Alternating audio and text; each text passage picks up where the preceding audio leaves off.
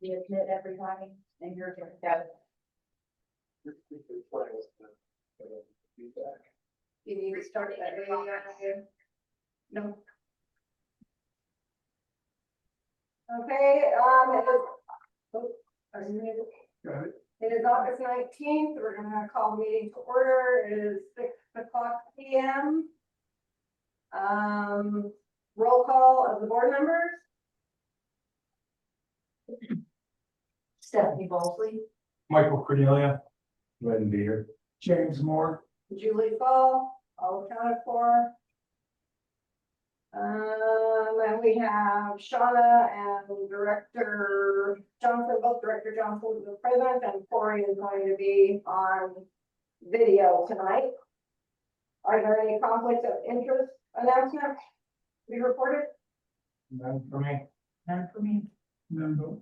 None for me either. General input. We will allow 5 minutes per speaker. Please state your name and address before speaking, so it can be recorded. In the event any individual or organization would like an item on the agenda for board consideration, please contact the staff the Thursday before the meeting. We will call on public comments when it is time for public comments after board discussion, staff input, and board action. Responses to questions regarding the agenda can be more efficiently answered if provided in advance to the staff. On to approving the agenda. Right now. Right now, So this is the general. this is general. Okay. Thank you. Yeah. Is there anybody online that would like to make a comment, public comment?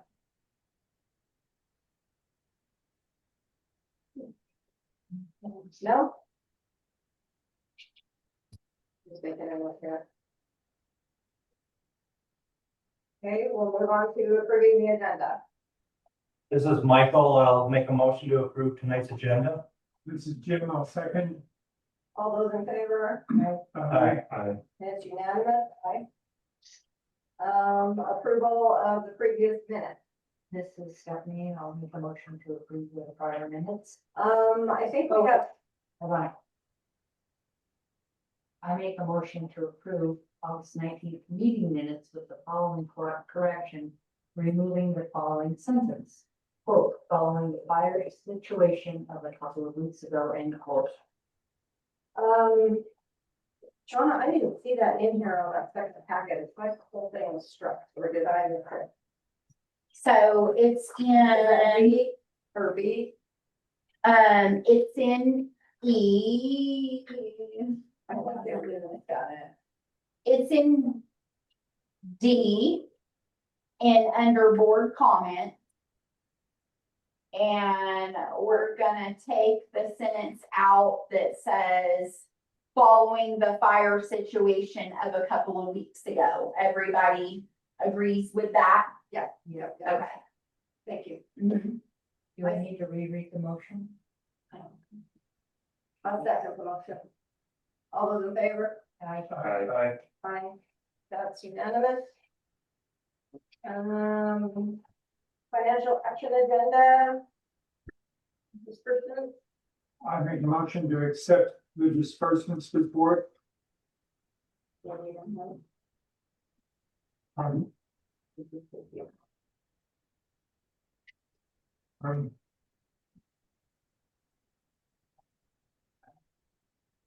In the amount of $131,191.19. This is mine. I'll second it. All those in favor? Aye. Aye. That's unanimous. Corey, overview of Colorado Trust and Bank account. Yep, they're in your packet. We're this last month we averaged 4% on our interest in the Colorado Trust, and I don't really have anything to add to that.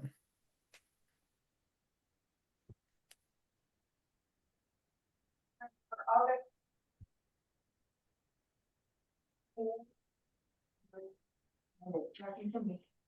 I didn't have a chance to look at it, so I'll have to look at it after the fact. do we accept these or do we just comment on them? Okay, and then we're gonna move on to staff reports. District manager, Corey Griffith. Okay, the only thing I really have to update on is currently working with legal counsel to reach out to Daring's attorney. They still have a lock on that gate that separates his property from ours that we're trying to get removed. The Grassy Mountain project is kind of on hold right now. Apparently from the sound of it, they under budgeted what they're trying to remove from that project. They will be having a public meeting on October 1st at 5:30. We're gonna host that in our conference room. And then if you see the maps attached behind my report, you'll see what's been fire mitigated by Upper Pine. That red triangle, or the red L shape that's on the first map, that's previously mitigated.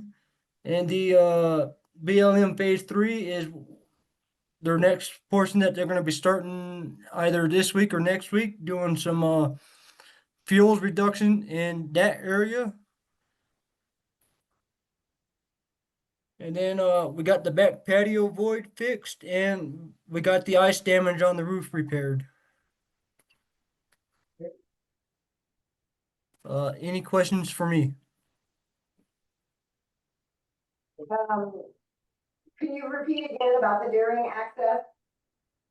So the person that is leasing Daring's property has a lock on that wooden gate that separates their property from our property.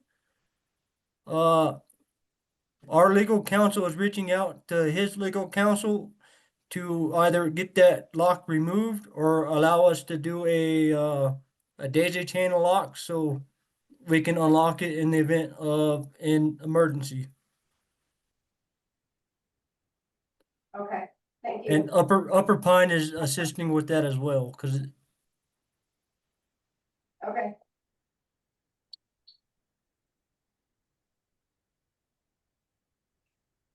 Another question for me. I think I'm okay. Anybody else have any questions? No? Okay. Moving on to Director of Administration. I'll touch on a couple of things. I added the director contact information on each web page for the service. So if you look at the web page and you pull up water, for instance, you'll see all of Mark's contact information now on that page versus having to go up into the directory to figure out what that director's contact information. So each director's email and direct telephone number is on the page service that coordinates with whatever they handle. Along with, we did several website updates this month, just going through there, get rid of some old information. As we all know, La Plata County has done a major overhaul on their website as well. So some of our links that linked people directly to their website for different things, they were dead links. So we went through and updated as many of those as we can. I'm sure there are still a few that Barb and I weren't able to catch. So if you're on there looking at something and you get a dead link, send me or Barb an email, because it's almost impossible for us to sit down and just give our undivided attention to a problem or a project like that without being up at the front or someone else calling us. So if you're on there and you see something that you get a dead link to, just shoot us an email. I also want to give you guys an update on the forgiveness for 56 Forest Lakes Drive. The total forgiveness was $366.68, and that was for June, July, and August. and that was $353.20 in water overage charge and $13.48 in late fees. So it was right around that $350 to $400 that y'all had talked about last month. So, we had a lot of subscription notifications for new notifications this month. We're up to 252. That was about a 26 member jump this month. That was the largest jump. We're up to 515 auto pay customers and 529 paperless customers. We sent out 13 shut-off notices this month and collected on 12, only ended up having to do one shut-off.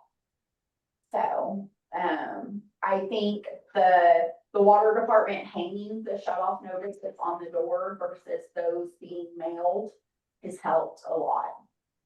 We're collecting pretty much all of them on those first couple of days after hanging the notices. So it's helped a lot as far as collections is concerned. That's all for me unless you have some questions. Can you clarify your number on the paperless? Is it 529 or 429? 429, I'm sorry. It's funny, I must I know how like difficult like this sometimes, but with these shut offs, are you kind of, when they do come in, are you pushing like the auto pay? Yes, sir. Trying. Yes, sir. We're telling everybody about the auto pay, especially those ones that tend to forget or something like that, especially since there's no fees now. Yeah. And a lot of people have signed up for those. And we are always, even if they get a shut off notice, if they call and there's contact or they have a conversation with us and it's, well, I see the shut off notice is for this day, but I don't get paid until this day. Can I make some sort of arrangement? As long as there's contact with us, then we're always willing to make some sort of arrangement. And they have 10 days, from 10 business days. We don't even count the weekends as days. It's 10 business days from the day we hang the notice to whenever their shut off day is. So we give people plenty of opportunity to either make an arrangement, pay what they can and make an arrangement for the rest. So. Thank you. Any other questions for Shauna? All right, let's move on to Director of Roads and Maintenance, and Daryl gave us all. Stephanie. Yeah, that was just for, I guess, up on the agenda. Oh, this is, Mhm. oh, Yeah. sorry. We took, list owners to the shop for P2, the list owners were leaking good. Just a couple of things, resumed dog pot slash and trash. We resumed culvert cleaning, or re-resuming culvert cleaning again. Cleaned out a culvert, not saying that one. We replaced the culvert at the intersection of Pine Cone Drive and Pine Tree Drive. I ordered signs for the emergency routes. So during the last fire, one of the biggest issues that we had was apparently there was a lot of residents that were trying to get out the emergency exit. Which is good, but unfortunately we didn't want them going out that way, so I ordered some signs that say emergency route is open and emergency route is closed, so that way. And that'll be added to the EAP and the SOP for the fire training or the fire EAP. And yeah, we pulled up the speed bumps and top of all pulled up, picked up all that. And we also repaired roads. I usually do a spreadsheet. I didn't have a lot of time to mess with a spreadsheet for the road layout, but these are all the roads that we did. And there was a total of 4.71 miles for all those roads. And no accidents were reported in August. Any other questions? Not on this, but I have a question about the new snowplow. You have any update? Yes. So first it was in July is when we were gonna get it, and then it was August when we were gonna get it. And then it was September when we were gonna get it, and now I'm being told December, when we're gonna get it. So it's done with the Fontaine, it already has the four-wheel drive system put in. It's already been built, the truck's already been built, and it's waiting for the wing, the plow, and the sander to be put on. So that's what we're waiting on that. Did we have an agreement with them to deliver by a certain time? We haven't paid anything either. Oh. Yeah. Okay. Yeah. Yeah, I did reach out to Fontaine and try, or not Fontaine, sorry, Coyce Brothers and try to get the, see if they could get it pushed in a little quicker, cause like I told them, we're really banking on that, cause that's our best plow and our most reliable plow. And, he was supposed to call me back, he has not reached back out to me, I'll give him a call tomorrow and find out and give you all an update. Okay. Any questions, Carol? All right, let's move on to, water and wastewater. Mark. Well, it looks like, August kind of, has starting to trend down as far as water usage. Based on our production numbers, which is about right.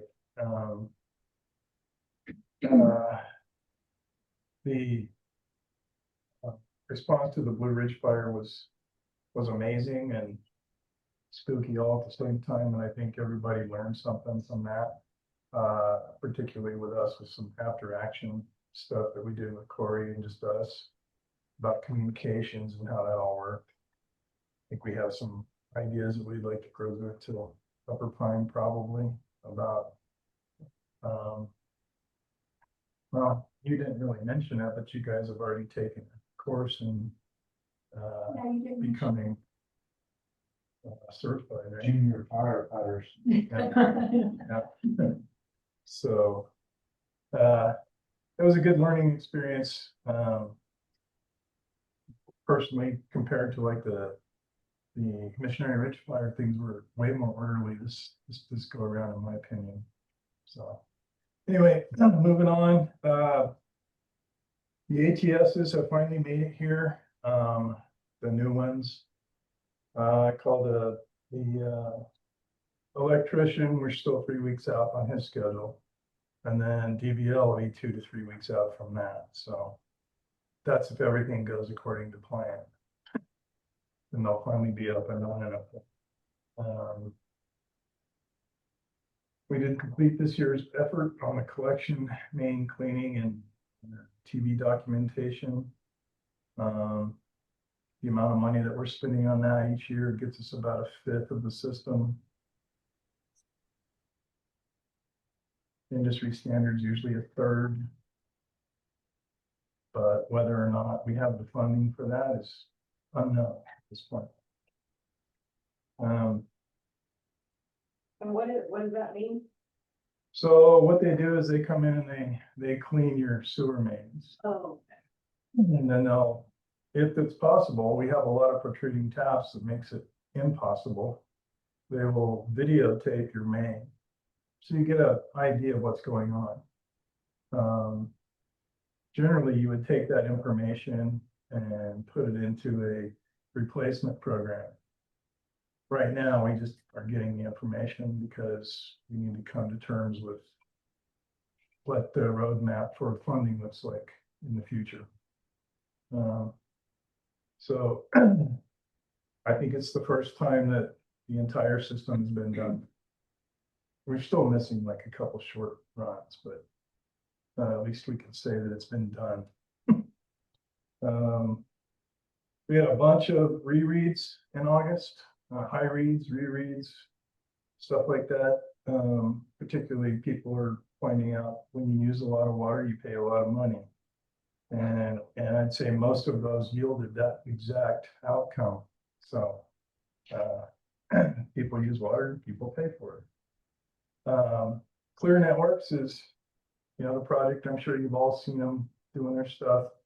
They're moving along, they just are now starting to get to where they're gonna go into Unit 5. With regards to their activities, they've hit one sewer main and they've hit one water service so far. Sewer main, they repaired, the water service, we repaired. We don't know if they've hit any other sewer services and probably will not unless we get complaints from homeowners. So their activities don't end there. We processed 60 locate requests for them, and it's not slowing down. Now the locate requests are coming in from another company that will be digging from the road to the homes. And we're getting between about every other day, we get about 10 of those to go deal with. And then we completed a training, which I think was pretty good training. I don't know if you guys looked at these pictures, but we've been utilizing the temporary employee Brian for this. And it's been nice. It's something that's needed to happen for some time. And we're going to continue to utilize him in this capacity with the shop building. You guys have driven around that one. You can see how long it's been since that had any attention. So that's mostly what I got for you guys. Yeah, it's nice. Quick question on the sewer and the water break. Is that in our agreement with them for them to pay, even though we fixed one of them? So as I understand it, we don't really have an agreement with them. We had a pre-construction meeting, but I don't know that we have any legal agreement with them. They did repair the sewer main, the water, you know, it's more of an acute situation. I don't believe that they have any skin in the game. They can hit it. We get to repair it for the most part. Or we don't repair it. We don't repair it, and we have empty tanks and whatnot. So That's something we could add to our. There is an agreement with the contractor. They are to fix anything sewer related that they hit.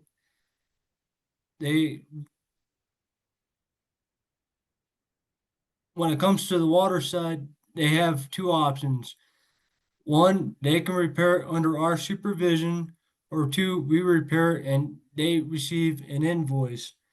The only water line that I know that was broke that may have had anything to do with the boring company was the one on San Moritz, where there was a service line that broke behind where the boring machine was sitting at. They didn't actually hit that service line unless there's another service line that was hit that I'm not aware of.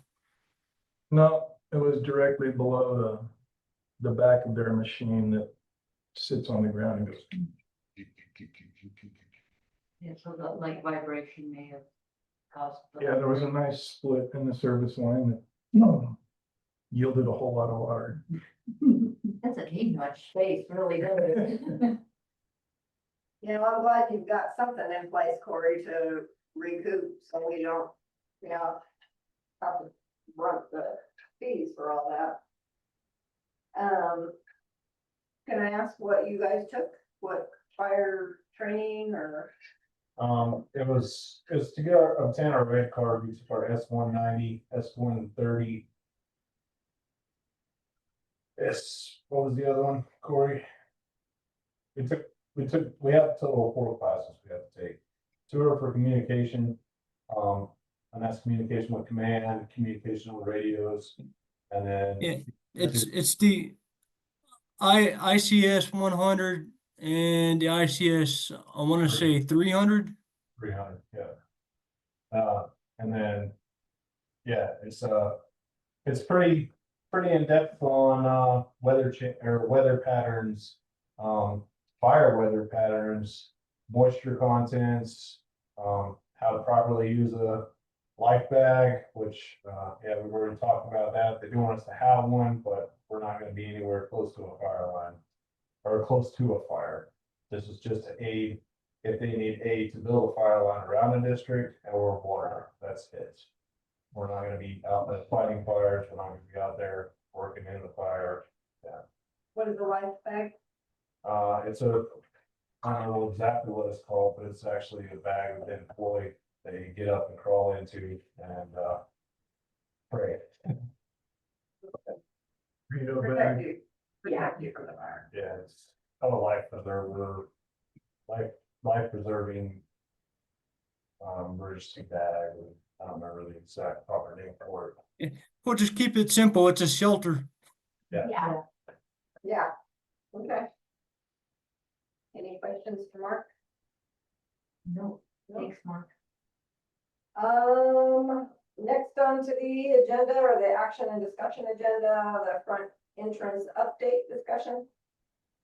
Yep, so we finally got a tentative date from the county. They're talking the week of October 6th through the 10th. Bill, their engineer, is supposed to be getting me a firm date on that. As far as putting this out to the public, the town of Bayfield is gonna allow us to borrow both their BMS signs the week prior to put that out, and then I fully intend on utilizing our Facebook page and our website to start pushing out notifications that construction is happening. I don't want to put the BMS signs out too early because, well, people will stop paying attention to them after a while. When construction starts, I'm hoping to, or let me rephrase that, when construction is nearly complete, I'm hoping to have a sheriff officer on site for at least a day, maybe 2 days, to help kind of keep traffic moving in the right direction, to break the habit of what our residents are used to doing. It's gonna be interesting, and it's probably gonna be a cluster at first, and I'm hoping it resolves itself pretty quickly. But we do plan on hammering the getting it out there to the residents. What was the date? Yes. Next to the time. Tentative date is October 6th through October 10th. Is there an organization, if the sheriff can't be there that does directionals and stuff like that, that we could contract with?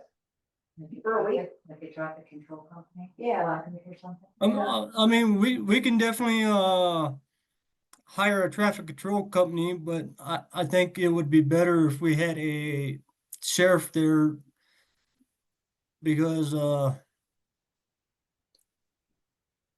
people don't necessarily respect or will listen to a flagger that's standing out there, as to where you have a law enforcement officer that can write somebody a ticket for being belligerent Yeah, and I'm just just straight up thinking if ignoring they're the signs. only there for a day. And I contacted the sheriff's department about 2 or 3, 4 months ago, whenever this started, we got a for sure date. And they did say that they come out and do traffic, Okay. traffic system. And we may be able to get it for more than a day. I haven't talking to Lieutenant Webb in about 2 weeks. So depending on what their workload is, we may be able to get an officer for more than a day. This is Michael. Is it possible we could just look into having both on site, a sheriff's deputy and traffic control? Because that's a long time to be sitting out there, especially during the peak hours, having one individual. I don't know, maybe around like. The- when people come home. The sheriff's department will rotate out. There won't be one there all day. He might be there for his entire shift, but we can definitely look at getting traffic control company out there, but we didn't budget for it, so it would probably go over what the budgeted amount is for this project. Well, maybe you can just look into it and see how much it is. Okay. Yeah. Even if it's just probably like a total week of retraining everybody. And you're saying for all day too. Yeah. It's probably gonna You wanna stand out there all day? Give me a badge. be. A junior ranger badge. What about if we need Junior signs? ranger, junior. Yeah. Having lights too. Okay, any questions for Corey? No, thanks for. Sorry, will maps be sent out with that update as well, as we get closer? Sorry, will maps be sent out as well for the areas to be paved? When Yes, the numbers go yes. up? Okay, Mailed to, emailed to everybody or mailed or what, how? Cause not everybody's on social media and, that notification. yeah. I would assume that's what we would utilize would be the board over there, and then we could put a notification on the bill this month that goes out next week to, check out FLMD.com for maps. Yeah. I think it would be up to y'all if you wanted to do some other sort of mass notification. Yeah, I was just planning on using the bulletin boards and our website and Facebook. I didn't plan on mailing anything out, but we can. Yeah, I feel like that's fine, especially if we call out in the bill. Yeah. Or whatever, Yeah. to check for updates on that. Yeah. You could go out on a Saturday at the trash. Here's a packet, here's a map. No, and I'm sure there's residents that'll update, what's that? Next Next door, door. and the community pages and, yeah, so I think that's a good plan. And maybe we could do something like, CCFM and stuff has done at the front entrance before for the fire mitigation fair. We could print maps and then a couple of evenings, pass them out at the front entrance as people are, coming in and out. That would just be the price of the printing versus printing in stamps and time to fold and mail. Yeah. So. Okay, whatever you guys feel. Not everybody solves on that though. Oh, I'm sure most people probably don't, but a few will. I'll aim for your toes. Yeah. I Just thought it was whatever. gonna be, I don't know. That could be a big issue too. Yeah. Okay. Moving on to stormwater discussion. Yeah, so it was asked for stormwater to be on the agenda. We got hit pretty hard with some heavy rain the past few days, and it's done a lot of damage to our culverts, or not our culverts, but our ditches, some residents' driveways, and our roads. I reached out to SGM to give me a quote to do a stormwater feasibility plan / management plan. And the preliminary estimate that I got from Catherine was $150,000 to $200,000 to get that taken care of. And what that would accomplish is telling us what size culverts we need to have where we should be trying to divert our water and all that. And I know there was a few complaints on Facebook, and we received a few complaints via email, about people's driveways and culverts getting plugged up essentially overnight. I know, I believe Director Lynn had some questions that he wanted to ask in the meeting as well. Me? Yeah, about East Forest Lakes Drive in a culvert. Oh, yeah, in general, I talked with Daryl before briefly, but, I think from that, I had. And I think throughout the neighborhood, it's more just, what is. When we've made decisions historically that have rerouted water or things like that, and it might, what is FLMD's responsibility or process for the changes we're making downhill? And I think it was raised to me by one of my neighbors, and I think in talking to you, Corey, it was something that was, you said, kind of all over the mountain. And just understanding, like, if we reroute water or have rerouted water, and it necessitates changes on the residents' part, just the discussion around. Typically, it's a pretty long process to even get to reroute water. You can't just pull up a culvert, and put it in a different spot, or change the water, and then that requires permits from the state and everything else. We've never altered any water. When we pull up a culvert, we put it in that exact same place. Now, if it needs to come up a little bit more or go down a little bit more, then we do that. Or if it needs a little more drop or a little more raised, then we do that. We never altered any culverts with the exception of the one at Phelps's place. And that was it. But it still goes into the same drainage. At the end of the, going down at the end of the road, it still goes in the same drainage. And I can't speak for what happened in the past before Daryl and myself being here. But I do know when we make a change to a road or something that our engineer specifically looks at the stormwater.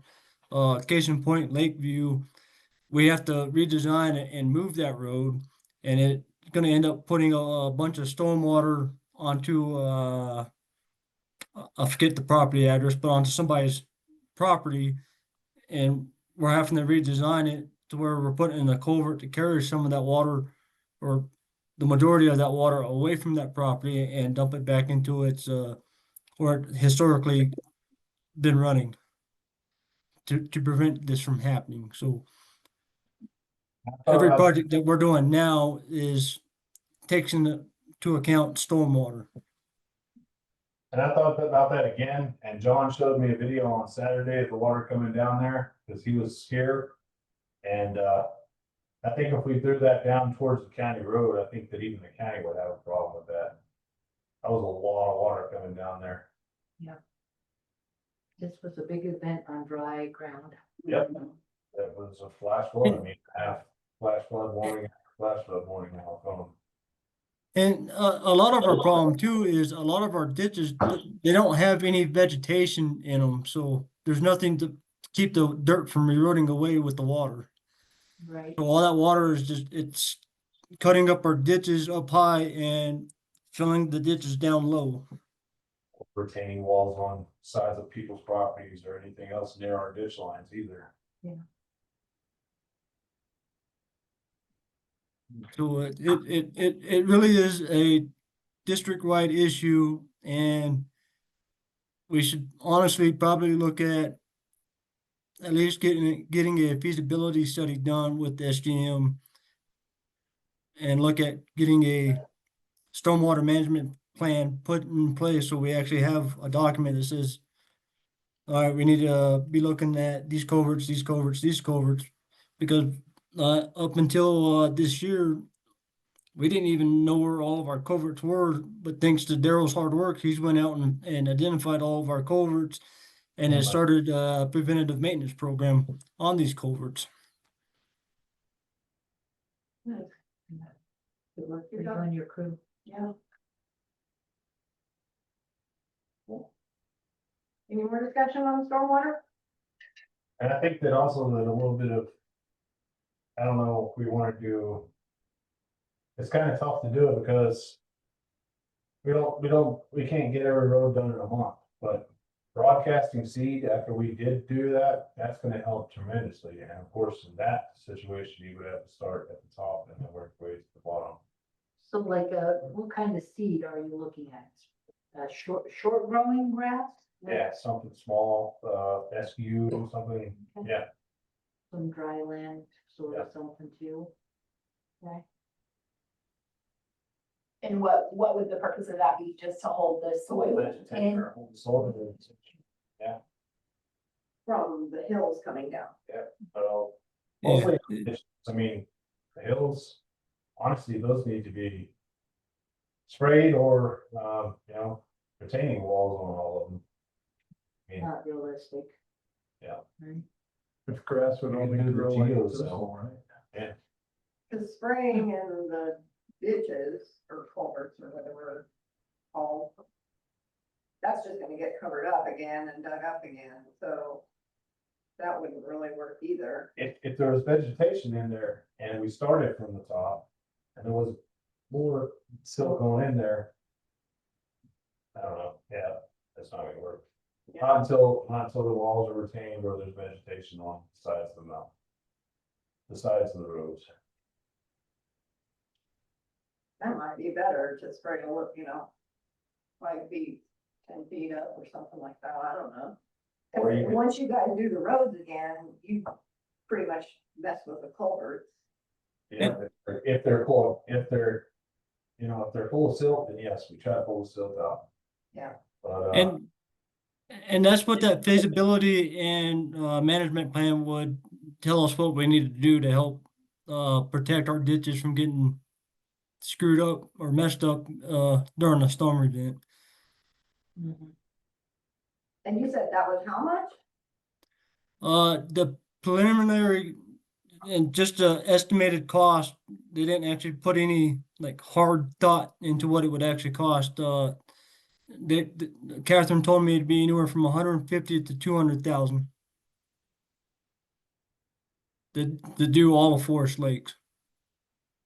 Is that? I don't even think that would stop. I mean, a storm like this, I don't even think there's nothing we can do to stop that. I mean, that's a lot of. Yeah, and part of what with what I talked with Daryl was it's a 100-year storm, I guess. Yeah, it's pretty close to a 100-year storm, yeah, So 50 for sure, yeah. again, if we have these problems regularly, was kind of my concern. I didn't realize it was a 100-year storm almost. So it becomes less of an issue with that because from when we talked last quarter.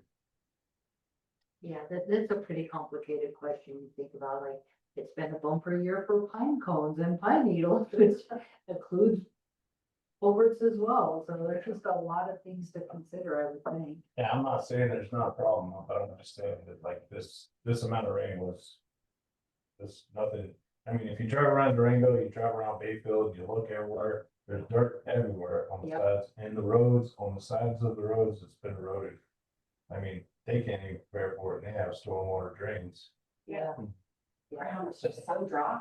Exactly, nothing absorbed. Yeah, it was all just rushing through those ditches and through culverts. We just need to control the rain better, that's. I know, right? Like, can't you do that already? But it's like this happens, these things get brought up by new residents or by people that haven't experienced it. Whether it's a heavy snowfall, whether it's a heavy spring melt all at once, and you get these springs that pop up out of nowhere. Yeah. It's a part of mountain life. Late spring snows, like it's all a part of mountain life, and it's a part of having to deal with it, And I know it's frustrating just as much as anybody else. I mean, like I said, we cleaned out almost every culvert that we have on this mountain. With the exception of probably 20 out of 148, 140, whatever it was, 140 something. And they're all plugged back up, so now we gotta go clean them all back out. I mean, I know it's frustrating, I know it's not fun, but we can't control Mother Nature. Are you cleaning out the residents? No, Oh, we're okay. cleaning out ours. Okay. We did with, we did, Okay. but yeah, they were charged for equipment and repairs and gas, fuel. Okay. Yeah, that would be a great grant to get something that could, support landowners and having their culverts cleaned out too. I doubt there's a grant for something like that, but it would be interesting. Yeah. I think Like we for talked fire about this brigade. one time with. Not sure if any of you guys were still here on the board at that time or not, but, yeah, we talked. Someone had talked about this one time in a board meeting some point in time, and someone was saying that there is assistance for it, not a grant or a loan, but, some kind of assistance. I never looked into it. I thought they said a name. Okay, moving on to unit 3 fees discussion. Yeah, so, it's- myself and, President Julie were, talking about rates and fees that were being charged to Unit 3. And currently, the only thing Unit 3 is being charged for is, if they come and get a trash fob to have access to our trash and a mailbox. They're not paying, any of the road maintenance fees. And so, the idea was tossed around about charging, Unit 3 property owners a road maintenance fee. And to do that, we would have to change, our rules and regulations in there, because currently how it states, the only people we can charge are the ones that are contracted for services. So if somebody came and got a trash file from Unit 3, then they would have to pay the road fee and the mailbox fee.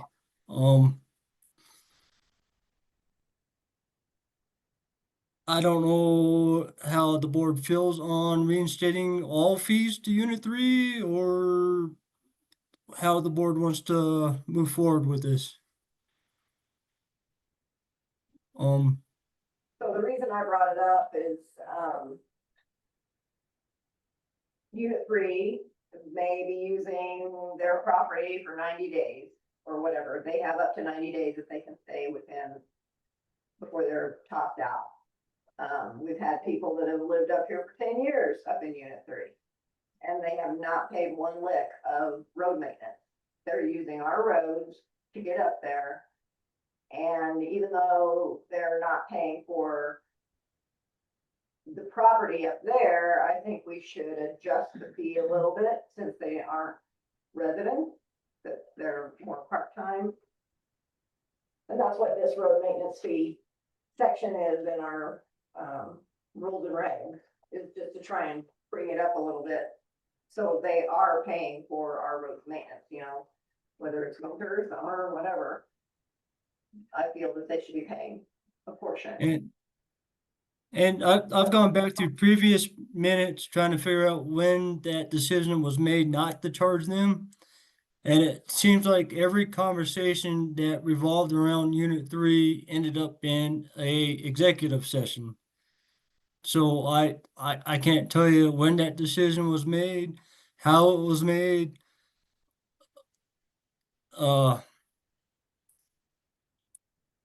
Been very frustrating trying to find any history about why decisions and what decisions were made on Unit 3.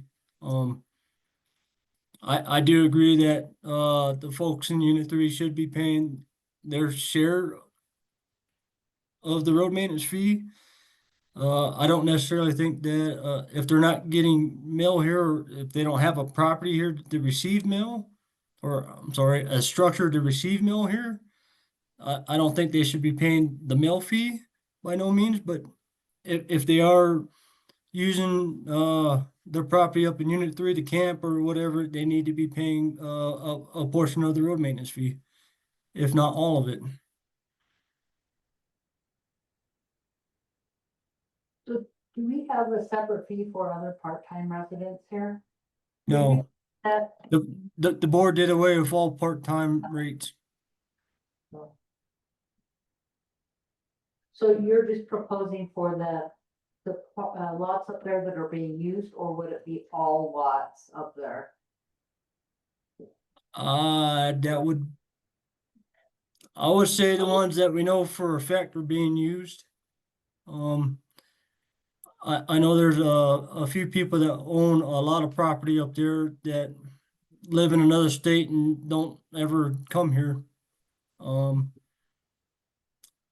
would say with our increased patrol that we've been doing, I think it would be easy enough for us to determine who's using what property and, establish that bill. So I think with unit 3, because you know, there's some different expectations or requirements around us supporting them, but having reasonable progress and stuff. And I feel like if we are looking at charging them a fee, we need to be looking holistically at unit 3 and either making if I remember right, we technically supposed to provide them roads and water? Or is it we're making progress towards providing the neighborhood roads and water at a rate, it's just they're lower on the list, unfortunately, because they're higher up. Like, what is our requirement for providing them services? Our requirement to provide them service is everything that's on our service plan. There is I can't tell you what the state statute is, but there is a state statute that does protect us in the fact that if it is deemed that it's financially unaffordable to provide said services to area, we don't have to. And currently it's not feasible for the district to even think about trying to fix any of the roads up there. We don't have the necessary staff or equipment to even begin to fix unit 3. Cause I could tell you for a fact, there's a few roads up there, much like Lakeview Circle. They're not where they're supposed to be. They're on people's properties and not within, Forest Lakes easement. Okay. Yeah, I guess my view would be unless we have a plan to either start addressing that or moving towards it, I would struggle, even though they're using our roads.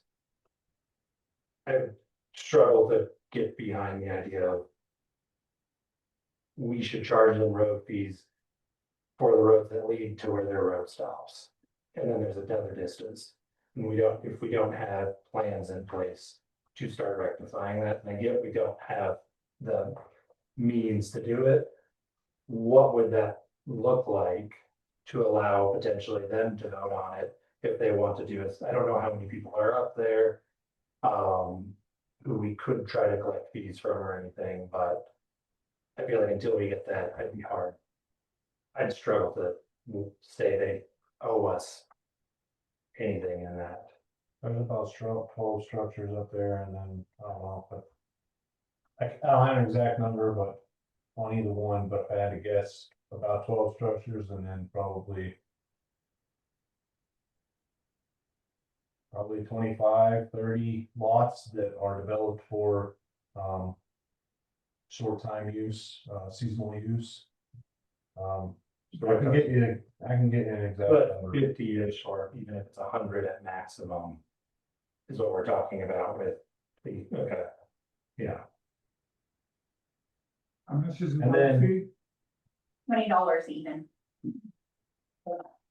And then also, on our last excursion back there, or our first excursion back there, we did see, McCarty owns a lot of property up there, and there's no equipment up there right now, but the equipment is definitely, or the landscape has definitely changed since he's purchased the property. So I don't know when, and I haven't really seen any McCarty trucks coming down. So I can't say for sure that he's bringing anything down, but he's definitely changed the landscape a lot up there. Is he cutting more roads and stuff in? Is that what you put He's into the paved. landscape? He's not paved, sorry. He's he's done road work on one of the roads and added asphalt to them. And then his properties, and I know they're his property, but it's also mining back there, and there's no mining permitted back there. As far as I know, he doesn't have a permit to mine back there. But he's definitely mining back there and pulling up rocks, and it's moved and altered the rocks from what they used to be like. So he put asphalt roads up there? No, he just did road work. He just put ABC down.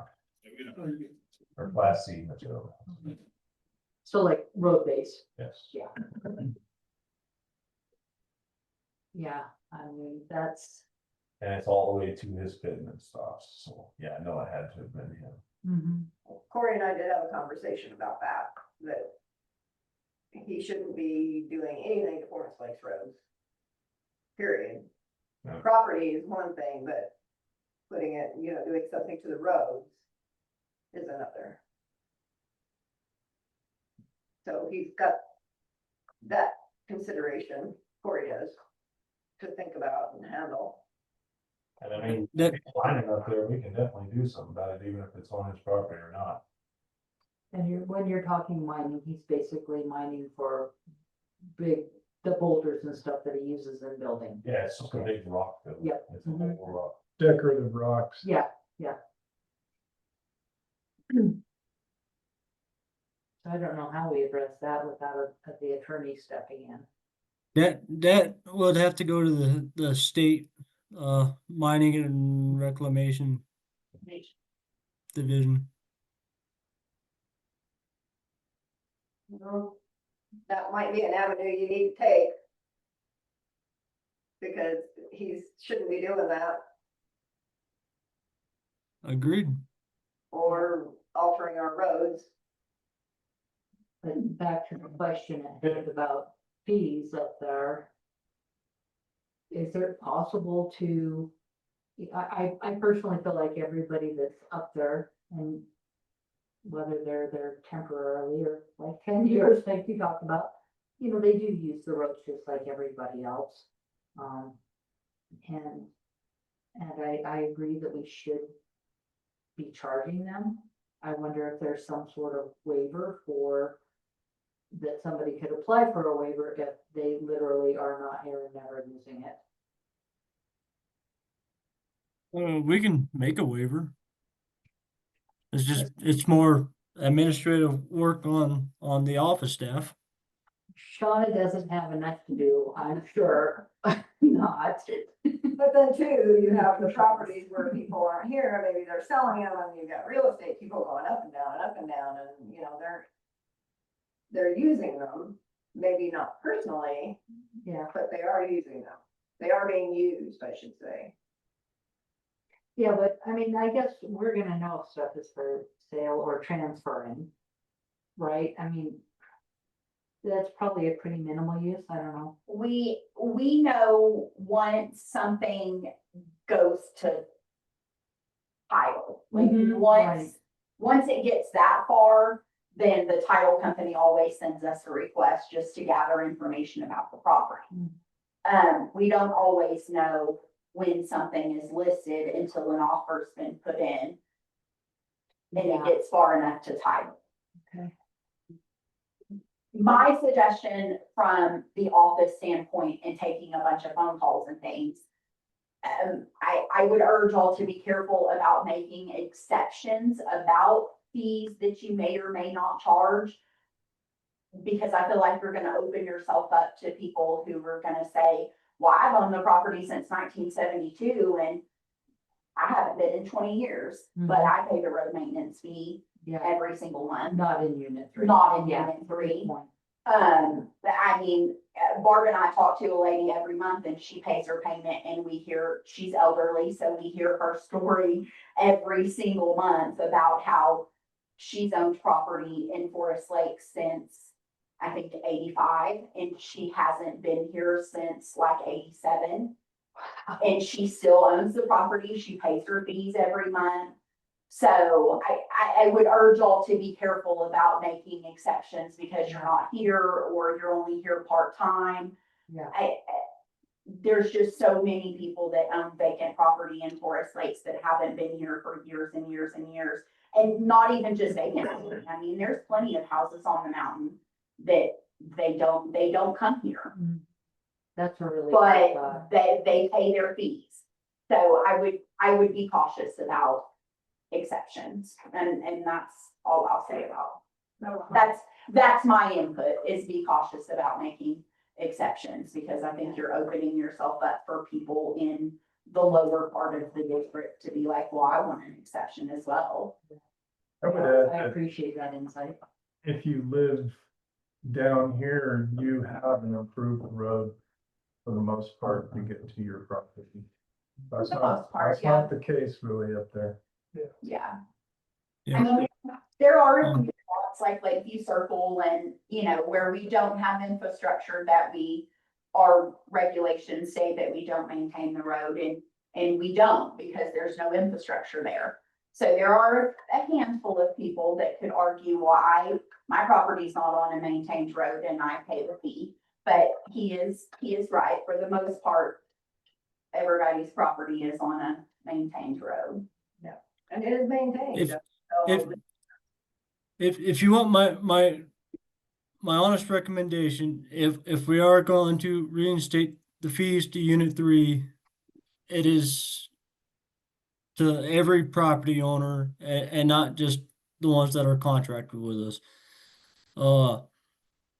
I, like Shauna said, I wouldn't base it off of, well, I've never been up there in 20 years, so let me sign this waiver that says I'm not ever gonna drive on Forest Lakes roads. If we're gonna impose the fee, we do it equally to every property owner in Unit 3. Yeah. I want you to change my request now that Sean has given me the insight. So Corey, what's the next step then, if you bring something to the board for, approval of an action, or? The next step would be a resolution amending the rules and regs, reinstating the fees to Unit 3, and I would have to consult legal. We might potentially even have to have a public hearing because we are reinstating fees. I would need to get guidance from our legal counsel on that. So I'm not 100% on that, but we would definitely have to have a resolution amending our rules and regs, changing section 4.3.1. Does that have to go to county, or is that just our service plan? Yeah, it don't have to go anywhere but us. That's just us changing our rules and regs. That doesn't affect our service plan at all.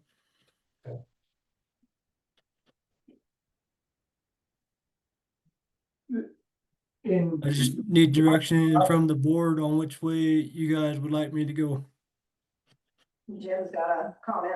But we've talked around this, so I have a kind of a good picture, but it maybe summarize the upside in particular. How many fee payers would there be? And thus how much in the way of fees? And what's the potential for litigation and all kinds of other issues that could emerge from this, because people are saying, might say, you're not providing us with anything other than a driveway. And I don't necessarily support that position, but I can see people. So is it possible to, in a sentence or two, sum that up? How many lots in Unit 3, Corey? We just did that number. If memory serves right, I think there's anywhere from 160 to 200 lots, if I remember correctly. Is what I, Times that by 15, it's not very much at all, and it would take a while, even if we took those funds and set those funds aside to do any type of road maintenance up there, it would take a few years to get enough of that built up. The possibility for litigation, I wouldn't say it's couldn't happen. It very well could. Uh, where that would stand in court, again, we would have to reach out to legal on that.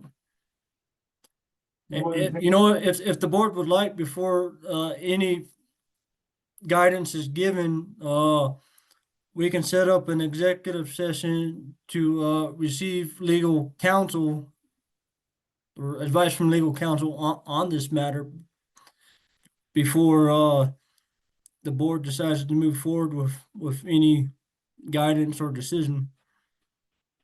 That'd be a good idea.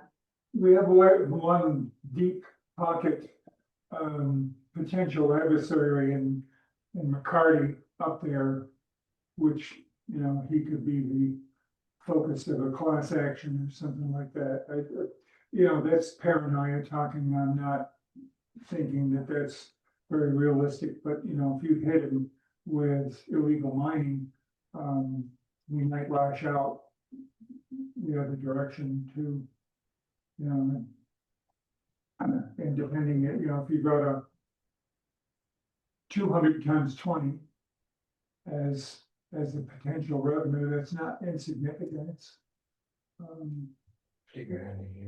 Yeah, can we put that aside? If we did do that, we could put it aside to start, Yeah. working on the main road into there for the, That's what, I've thought about this too, Yeah. and yeah, that's definitely a good option, is to put it to the side and. Yeah, Now, I feel like if we're doing that, it's, then at least it's going towards them, and once it's done, then it's makes more sense, because we don't know. My only reservation Yeah. is then does that lead to us having to do the other things? now, Services. the infrastructure. Well, I mean, one thing to keep in mind too, we start collecting this money and we start improving the roads into Unit 3, we're making it easier for people, campers, to get up in there and camp, and squatters squatting on people's property where they shouldn't be. I think it's also a lot more easy for us to drive back there and check on the roads as well. Right now, it's pretty difficult for us to drive back there and check on the roads. Our trucks are hard to turn around back there and everything else, and it's hard on the trucks in general, but yeah, I mean, if it was paved, we could.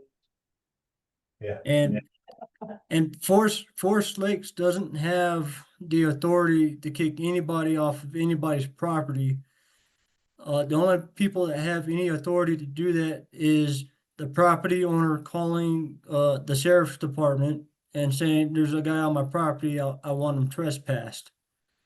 Without the property owner initiating that process, all we can do is document who's where.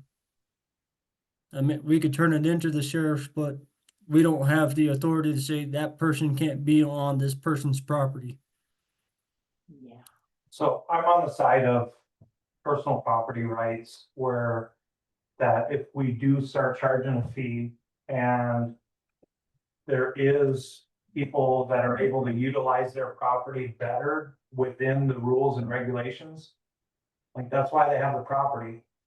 I'm also of the idea that if we charge them a fee, the ones that aren't, or turning a blind eye to their property, haven't used it in 20 years, that kind of excuse, might start being responsible with squatters, fire danger, everything like that. The ones that aren't, you know, looking, checking in on their property might become more aware of their property once they're charged a fee finally. So I guess, you know, that's kind of mine, like you said, it's also a road that might be, you know, if we can set these funds aside, that it can be monitored better.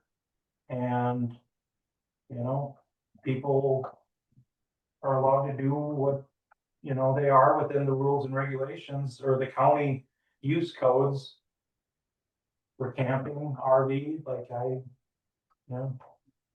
I don't think it would be a bad thing to just start out contacting the lawyer, I guess is what I'm saying. Okay, so I will reach out to legal counsel and set up an executive session to discuss this Unit 3 situation with the entire board. Okay, that sounds perfect. And I think we definitely need to address the multiple lot owner making changes to public roads within FMLD, so. Well, absolutely. I didn't realize he was putting asphalt down, Well, no, it's just road based, he misspoke. road base. Yeah. Okay, any other discussion or is it, no, we. I had one follow up with, sorry, with the unit 3 piece, because I thought that was what it was about. I thought there was the discussion on looking at, what's it called? The code enforcement stuff that had email had been sent out about kind of the options from last month when you and Julie met with Matt Salka, I believe. And so I wasn't sure if there's any update on that, or if that's something we need to discuss at a different time. So I do have an update on that, and I apologize. I must have just spoke to Julie about this. We don't have the authority under Title 32 to have our own code enforcement or law enforcement for forest lakes. The Title 32 doesn't have the statutory law backing us to do that.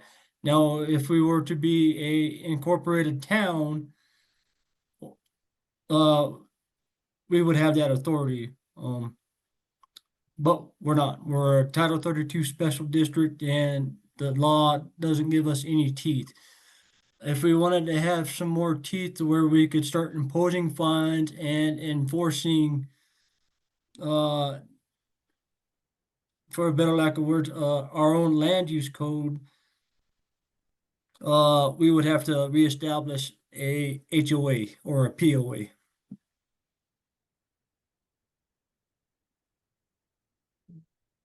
And speaking to legal counsel on that, that would require everybody in Forest Lakes to vote yes, from what I understand. I can revisit that with the lawyer and see if it's 100%, 60%, 70% of the population. I think it's 80%, 80%, something like that. Paul told me it would take everybody. We can dig in a little deeper and see if it's 80%, 70%, or whatever that number may be. But from my last conversation with our legal counsel, he said everybody had to agree to establish a new HOA or POA. Which somebody has to run it. It's not the district that runs it, it's an individual that. and group of people. Yeah. It would be its own separate board, its own separate organization. But now, if that was established, the HOA can grant its authority to impose fines and stuff like that onto forest lakes or the office staff to be able to, issue these fines or say, hey, you can't be doing that with your land use code, blah, blah, blah.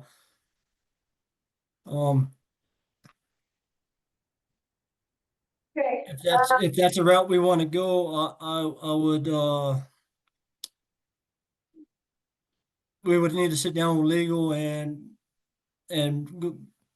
hash out all the details and what it would entail to institute another HOA or POA, with the last one being dissolved, because I think there are some stipulations to that lawsuit that happened.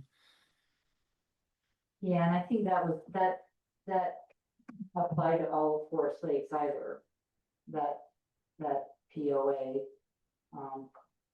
I don't think it applied to all of the units here, if I recall. It was a long time ago, I've slept since then, but, there was something more than they could shoot to cause it anyway.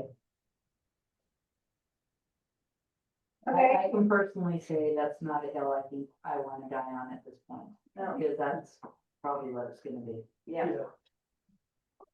Gonna get us back on track here, if this is the time for general public input?